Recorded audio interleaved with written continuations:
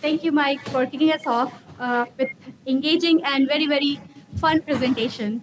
Um, we are deeply honored to have you with us today, and your opening remarks have set a fantastic tone for the rest of the event. Next, we are thrilled to welcome John Gibson from Avista to our event. John serves as director of the Avista Innovation Lab and the chief research and development engineer at Avista Utilities. He will be sharing insights on the Intent project, short for Inland Northwest Center for Energy and Decarbonization. Intent is a cross-sector public-private collaboration funded by the National Science Foundation Engines Development Award. We're excited to hear more about Intent project and how it is set to drive forward grid research in our region. Welcome, John.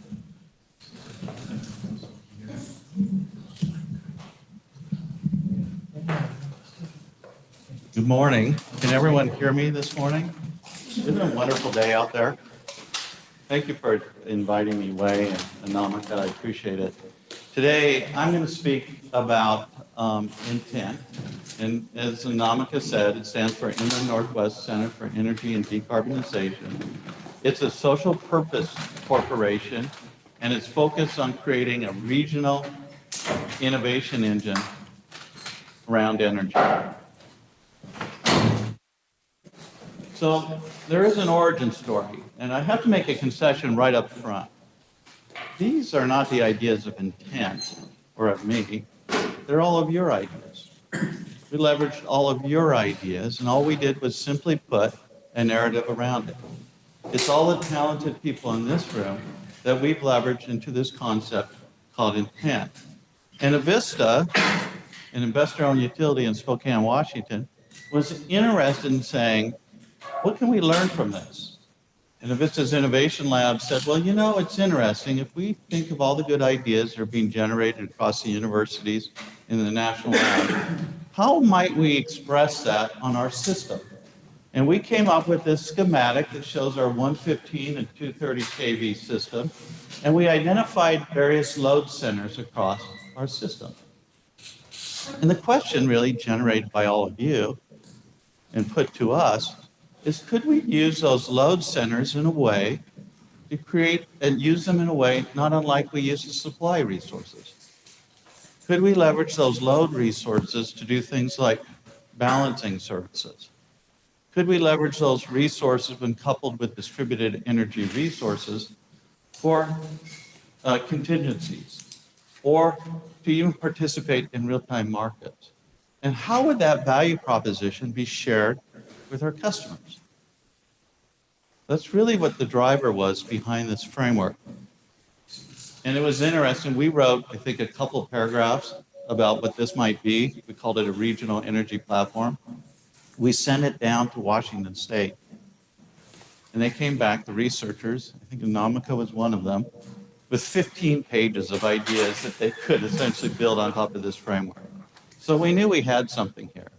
And in light of that, in fact, Washington State said, maybe we should have a meeting, a discussion about a regional energy platform.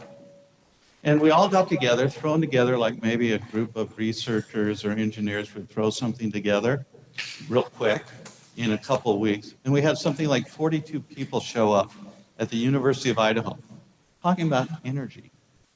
And we knew we had something. We have something here. This region is special. So in light of that, the National Science Foundation came along and said, you know, there's a challenge out there. There's a bunch of super cities out there in innovation. Where are they? They're along the coastline. The challenge is the innovation isn't occurring in the heartland. How do we essentially create that innovation in the heartland across the United States? And so as a part of that, we recognize our regional energy platform aligned with that vision, and we put together a proposal, a concept paper, to be submitted to the National Science Foundation for an innovation engine.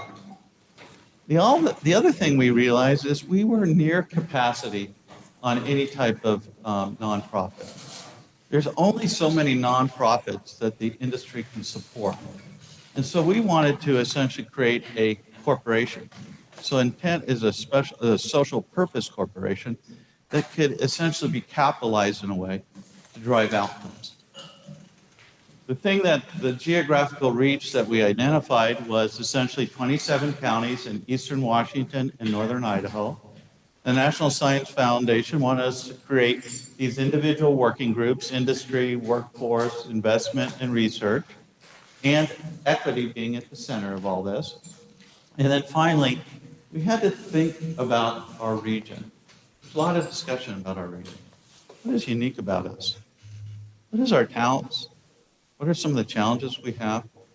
I know that Mike had talked about some of those in regard to the load. But we see ourselves as a research triangle, but a cultural triangle.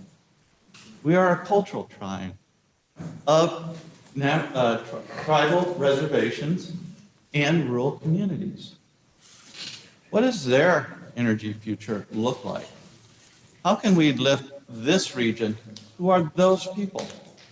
How do we transform that into purpose-driven research? Often it's mentioned as market-pulled research. Hey, if you want to do something in your life, make a difference in the life of your neighbor. So as a part of this system, we've had huge support, great support from the national labs. We've had Urban Nova, Avista, EDO, Pacific Northwest National Labs, University of Idaho. These are our core partners. And these partners are contributing both resources and money to create this regional innovation engine. So let's talk about the formation. Where are we in that process? So I talked about the workshop that was essentially in 2022. I think it was just maybe a month after that the National Science Foundation came out with this concept of an innovation engine. We essentially submitted a concept paper and a planning grant, and was a recipient of $1 million planning grant on the implementation of this.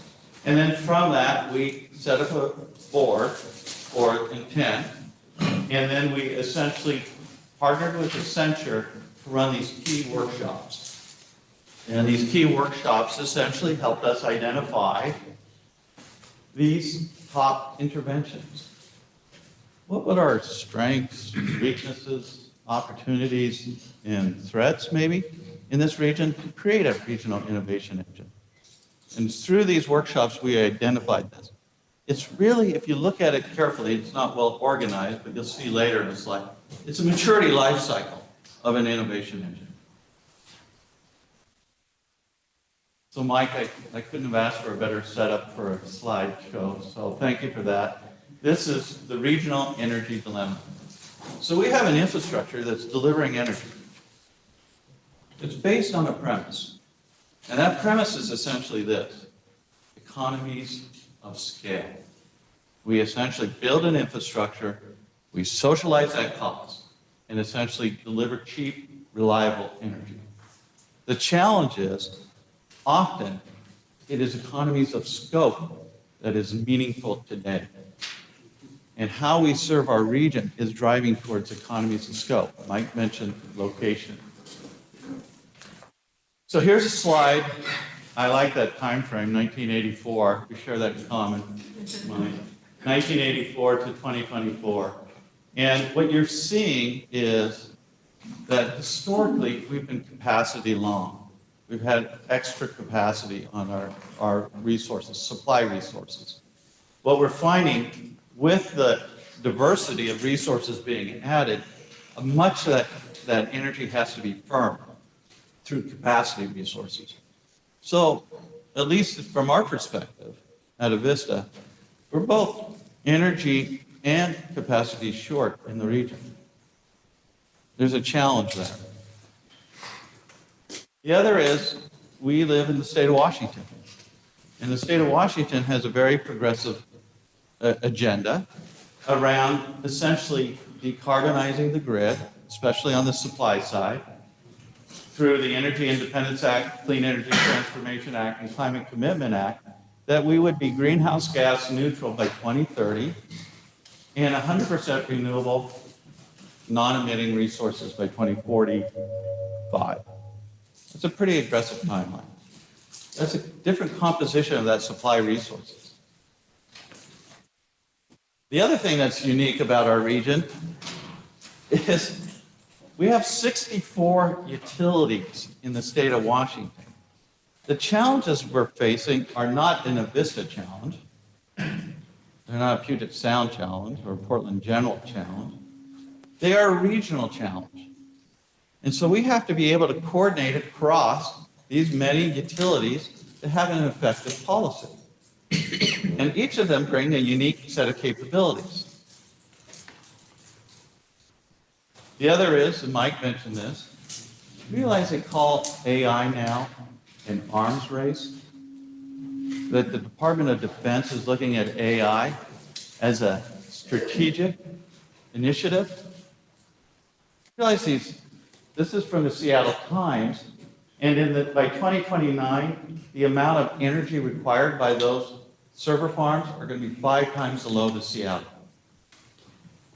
And they're strategic for the Department of Defense.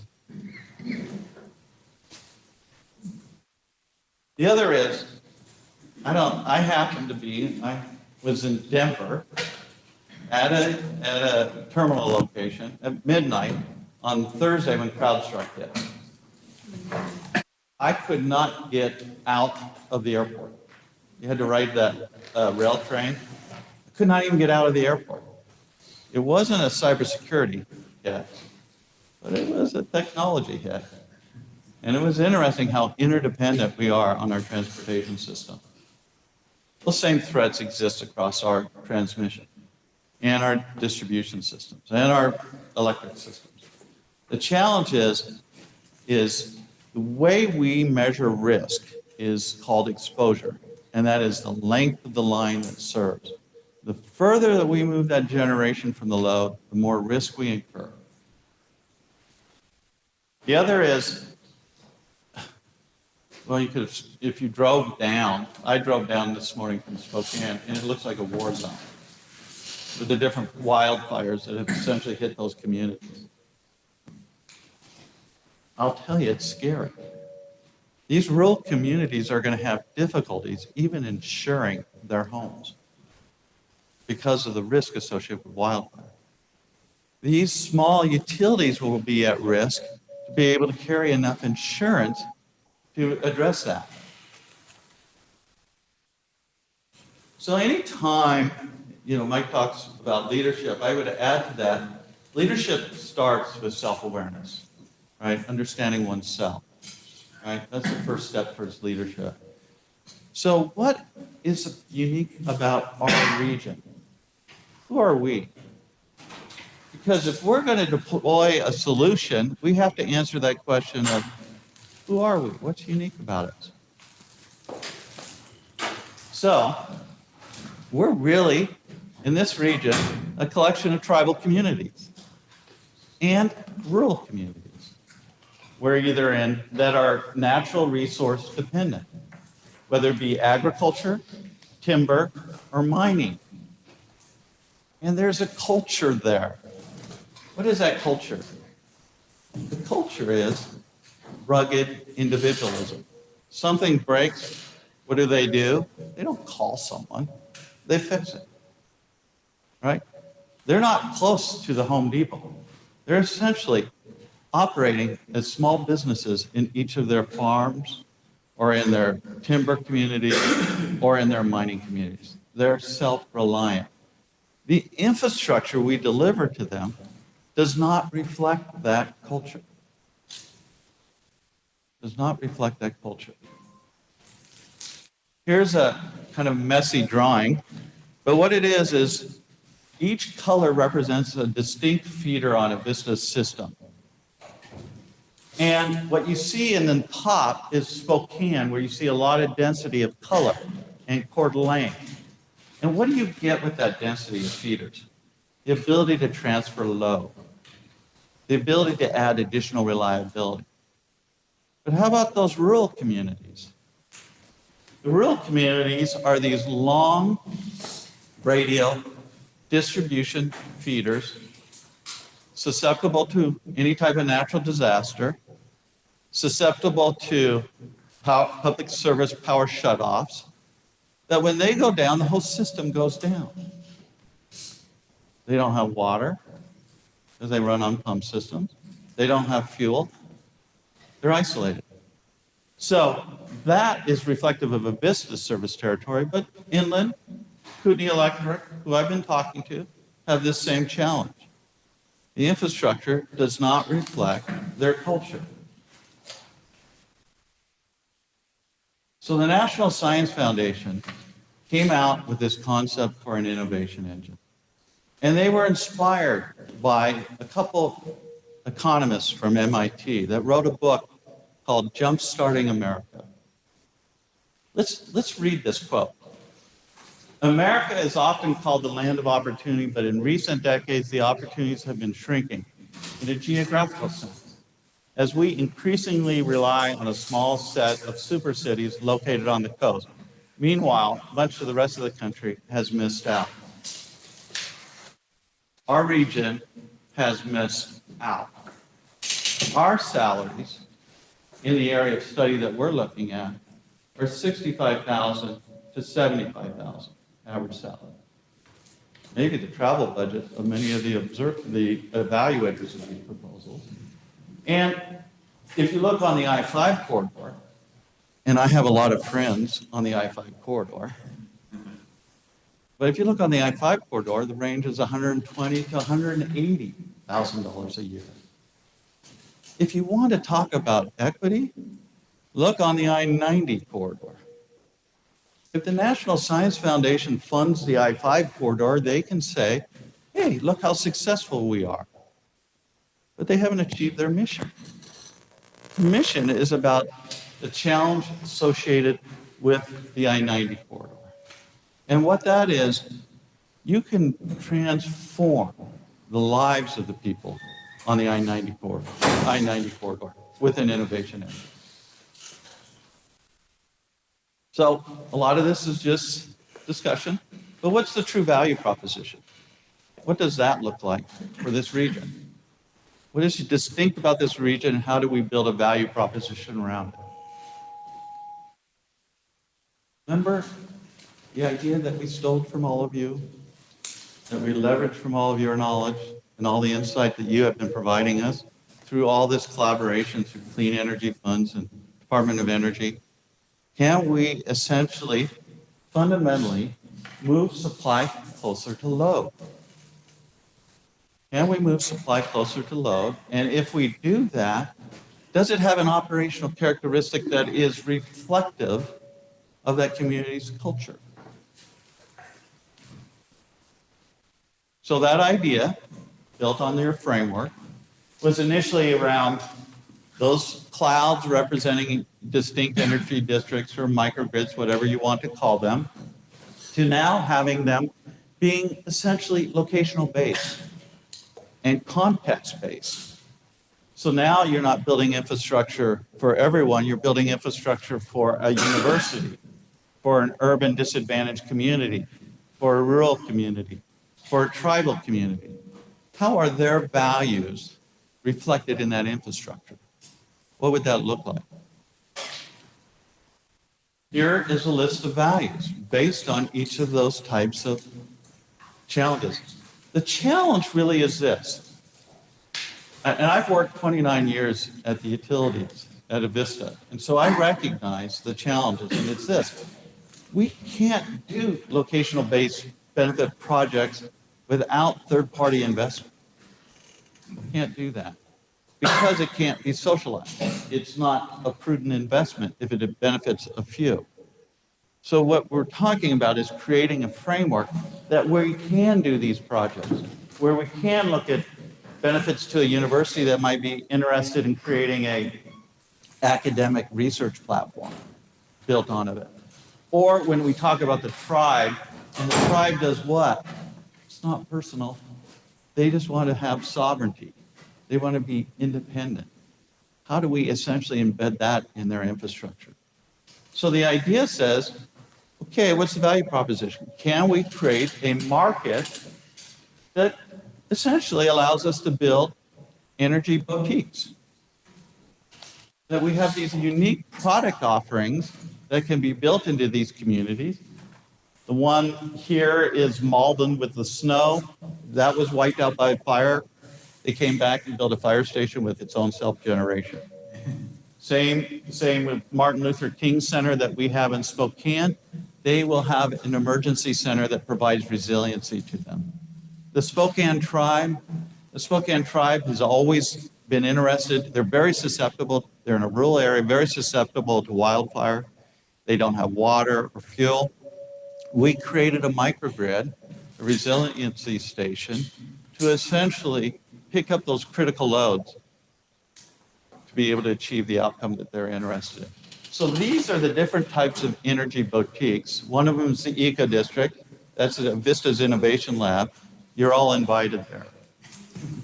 What we need help from the researchers, though, is all of you in this room, is building the platform. What is the technology underneath that boutique? And we're agnostic. We're agnostic. Is it fuel cells? Is it geothermal networks? Is it small modular reactors? Is it hydrogen? It's all of those platforms as they advance now have a market that they can drive towards. Essentially deliver outcomes to build an infrastructure that's reflective of the culture of those that are benefiting from it. So here's the innovation roadmap. Just quickly here, go through a couple steps. One is here we have a market. The market is meeting the needs of our communities with energy solutions. The second is leveraging the researchers to build a technology platform to best serve that. And then essentially doing alignment with industry to develop the products and services necessary there to essentially create small businesses that make up this innovation engine. This is a kind of an eye chart. It's a matrix, basically, where we talked about those interventions. And I mentioned those interventions were really a maturity roadmap, from setting up a strategic market roadmap for this idea, to empowering communities, to market mapping, to essentially creating energy incubators, and then test beds that are necessary for the deliverable of investment in products and services. All enabled by you, this team in here. So the original idea was a bunch of clouds sitting on a one-line drawing of the Vista's transmission system. Really, it's much bigger than that. It's a region. It's a region. And now we're doing energy boutiques to essentially give those communities the culture needs, or the infrastructure that's representative of their culture. You know, we have secret sauce. I'm getting some feedback. The secret sauce, what's our secret sauce? That you can be engaged in research that is purpose-driven to lift your neighbor, impact your neighbor. And you might publish 1,000 papers, but if you lift your neighbor, you have a legacy. Okay, thank you.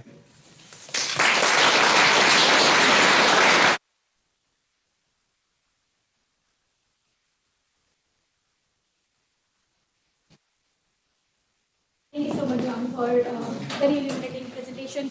We'll open up 5 minutes for Q&A, and then we will build in a break over schedule. We're ahead of time.